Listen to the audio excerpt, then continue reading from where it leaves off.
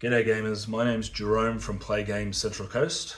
We've been playing board games, card games, RPGs and more for decades, and today I would like to talk to you about why Azul is the best gateway game.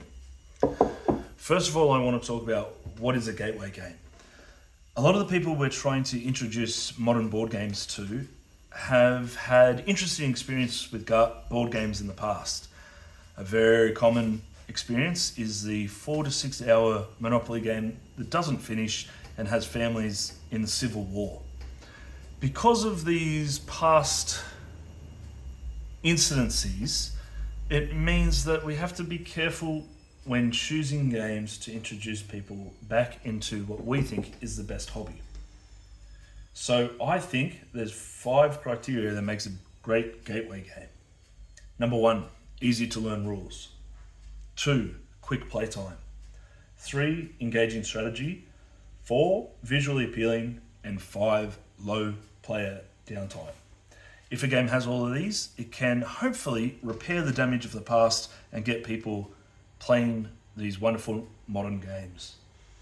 Now, does Azul have what it takes to be the best gateway game? Well, easy to learn rules. Azul can be taught quite quickly. On your turn, you choose tiles from one of these factory tiles. When you do, you take all of the same color and the rest get pushed into the center. These tiles you chose, you put into one of these rows. Then it's the next player's turn. You can choose tiles from the center. If you're the first to do so, you take the number 1. And it goes down here on your board and will score negatives at the end of the round, but will make you first play in the next round. The round ends when all the tiles have been taken in this manner. If you should take a number of tiles though, that don't quite fit where you want them to go, any left over will fall to the factory floor and be worth negatives also. At the end of the round, any of these rows that are complete allow you to place one of that color into your display. When scoring, you score for each of the tiles adjacent in this row and column. This would score 1. This here would also score 1. However, if you were able to get a red tile here, it would score 1, 2, 3, 4, 5. Play continues until someone completes a row, and that will be the last round. You get bonuses for completing rows, getting 5 of the same color, and completing columns. Whoever has the most points at the end wins Azul. These rules are not only easy to teach, but throughout the game you can remind people maybe the scoring might be a bit tricky when you come to it, but after one round, I think players understand it. This is certainly gateway level game and easy to understand rules. Another good aspect of Azul is the fast playtime. It goes for about 30 to 45 minutes and it's not going to overstay its welcome. In fact, at the end of it, you'll probably have your players asking to play again. There's balanced strategy in Azul. It's competitive, but not overwhelming.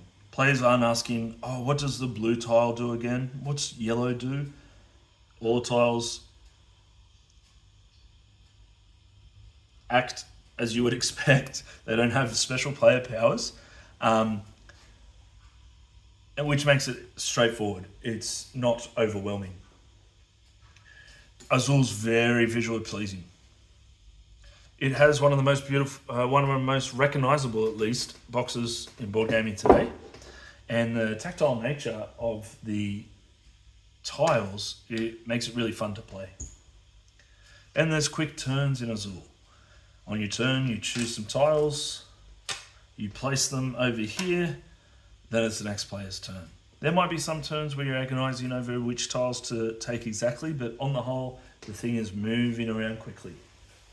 So, in terms of gateway game, Azul ticks most of the boxes. However, not every game is perfect. Some of the downsides to Azul in terms of gateway game, it would be the narrative. If You have players who love to talk about the adventure they went on after the game, how many orcs they killed. You're not going to be pleasing them with Azul. In fact, even the theme of building a royal palace using beautiful tiles doesn't quite come through in the game. What does come through is an abstract puzzle that's engaging. And for some players that's enough, for others they need more. The other thing is the tile drafting can at times be a bit punishing. With the negatives, they can add up pretty quickly. If a new player incurred quite a bad round and a lot of negatives, it can sting. On the whole, in Azul, you're always collecting stuff on your turn, getting points at the end of the round, but if you should have one horrific round, it can maybe put you off games. So, overall though, Azul is, in my opinion, a great gateway game and perhaps the best gateway game. However, I want to hear from you. If you have a suggestion of what is a better gateway game, something you use to introduce to new gamers, please let me know in the comments below.